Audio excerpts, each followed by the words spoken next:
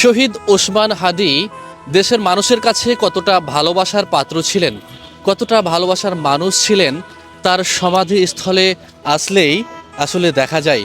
এখানে নারী পুরুষ, শিশু কিশোর বৃদ্ধ জোয়ান সবাই কাঁদছেন আর দোয়া করছেন। এই জায়গাটা একটু দেখান যে একজন কিভাবে তার ভালোবাসা মানুষের জন্য, প্রিয় শহীদ ওসমান হাদির জন্য কান্না করছেন, দোয়া করছেন। সকল শ্রেণী পেশার মানুষ এখানে আসছেন, ওসমান হাদির জন্য দোয়া করছেন।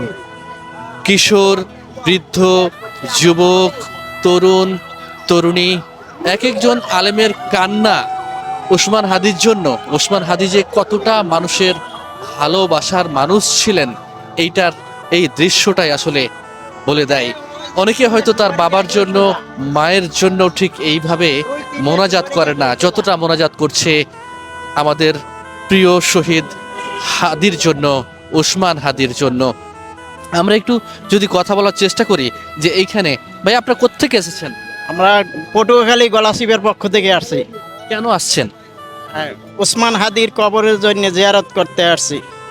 আল্লাহ যেন তাকে ব্যস্ত নসিব করুক, সারা বাংলাদেশে যেন তার জন্যে দোয়া করে। আর সে যত কাজের কথা বললে গেছে, এই কাজগুলা যেন এই তরুণের যে তারা কাজ করে ইনশাআল্লাহ।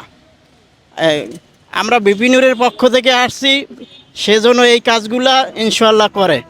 আচ্ছা, আমি একটু জানাই, আপনি মনে হয় পরিবারের সঙ্গে কথা বলছেন এবং দেখাচ্ছেন আসলে বিষয়টা।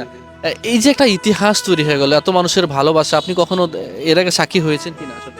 না, আমি এরকম এর মতো এরকম আর সাক্ষী কোনো সময় হই নাই। তার তার যে একটা ভিতরগত ইসলামের তার যা লিখেছে, এটা দেখে আমরা খুবই একটা আন্তরিত, তার জন্য আমাদের একটা ফুর্তি। ঠিক আছে, দোয়া করি আল্লাহ পাক তাকে যেন জান্নাতবাসী করে, এই হচ্ছে ইনশাআল্লাহ। এটা প্রত্যেকটা মানুষের চাওয়া আসলে।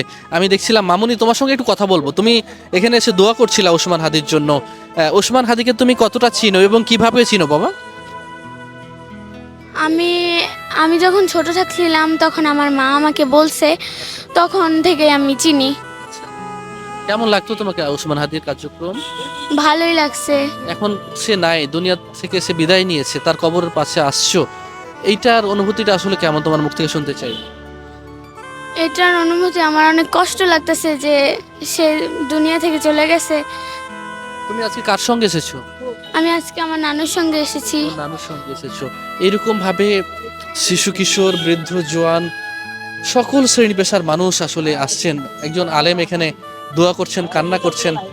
شاهدنا وغائبنا وصغيرنا وكبيرنا وذكرنا وأنثانا اللهم من أحييته منا فأحيه على الإسلام ومن توفيته منا فتوفه على الإيمان.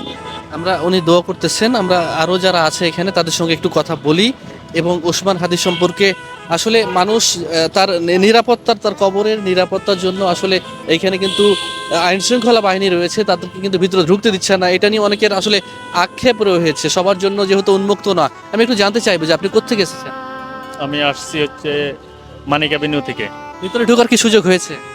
ভিতরে তো বন্ধ, নাহলে তো ঢুকতাম ভিতরে অবশ্যই। আচ্ছা, এই যে বাইরে থেকে আপনারা আসছেন, ঢুকতে পারছেন না, কোনো আক্ষেপ আছে কিনা? আমরা চট্টগ্রাম থেকে আসছি, অবশ্যই একটু কাছে গিয়ে জেরাত করলে ভালো ভালো থেকে আচ্ছা, এখন দূর থেকে দেখতেছি, যতটুকু সমবেদনা জানাচ্ছি আর কি। কষ্ট করে আসছি এখানে, আমরা ওনার কবর জিয়ারত করে আমার মনটা শান্তি পেল আর কি। মানে এত মানুষের ভালোবাসা কেন হাদির প্রতি? এর আগে তো কখনো ছিল না। তার মৃত্যুর পরে কি তার ভালোবাসাটা আসলে মানুষের প্রতি বেশি হয়ে গেল? হাদি একজন ভালো মানুষ ছিল, এটা আমরা তো ওনাকে সরাসরি দেখি না, টিভিতে দেখছি, ওনার প্রচারণা দেখছি। উনি একজন খুব ভালো মানুষ ছিল। ওনার পরবর্তীতে কেউ আসবে কিনা আমরা জানি না এটা। এবং তিনি অসম্ভব মানে জ্ঞানী মানুষ ছিলেন। এই অল্প বয়সে যে সমস্ত শিক্ষা তিনি ইতিহাস, ঐতিহ্য, সংস্কৃতি, শিক্ষা, সাহিত্য নিয়ে আসলে মানে গবেষণা করেছেন এবং পড়াশোনা করেছেন। এখন নতুন নতুন যে ভিডিওগুলো আসছে সেগুলোর মাধ্যমে আসলে আমরা জানতে পারছি আসলে তার এই যে সাহিত্য চর্চা বলেন, পড়ালেখার যে বিষয় বলেন, জ্ঞান অর্জনের বিষয়গুলো বলেন, এটা আপনি আসলে কিভাবে দেখছেন? খুব ভালো ছিল উনি। ওনার ভালো ছিল বিধায় আজকে ওনার মন সবার মন উজাড় করে দিয়েছে, সবাই ওনাকে মন প্রাণ দিয়ে ভালোবাসছে। অনেক জ্ঞানী গুণী ছিল এবং ইসলাম ধর্মের অনুসারী হিসেবে যথেষ্ট ওর অবয়বে সবকিছু প্রমাণ করেছে। এটা কথাবার্তা কাজ কারবারে নিঃস্বার্থ নির্লিপ্ত একটা ব্যক্তি ছিল, সবসময় ন্যায়ের প্রতিবাদী, ন্যায়ের পক্ষে ছিল, অন্যায়ের প্রতিবাদী ছিল। তাই আজকে ওর করুণ অবস্থা। আমরা চাই ওর প্রকৃত খুনিদের বিচার হোক। প্রকৃত খুনিদের বিচার হোক। দর্শক, এমনটাই আসলে, এই চিত্রটাই আসলে তার মৃত্যুর পর থেকে এখানে এই যে সমাধিস্থল রয়েছে, সেই সমাধিস্থলে আসলে দেশের বিভিন্ন প্রান্ত থেকে মানুষ ছুটে আসছেন, তার জন্য হৃদয় খুলে মন খুলে কান্না করছেন মহান রবের দরবারে। এবং এরকম যে হাদির যে আদর্শ বাস্তবায়ন যেন তারা করতে পারেন, সেই কল্পনা কিন্তু তারা করতেছেন, সেই পণও তারা করতেছেন। সর্বশেষ যে কথাটি তারা বলছিলেন যে হাদিকে যেভাবে নৃশংসভাবে হত্যা করা হয়েছে, শহীদ করা হয়েছে, সেই প্রকৃত খুনিদের দৃষ্টান্তমূলক শাস্তির আওতায় আনা হোক, এমনটাও কিন্তু অনেকেই দাবি জানাচ্ছিলেন। এই ছিল এখানকার সর্বশেষ চিত্র। আসসালামু আলাইকুম।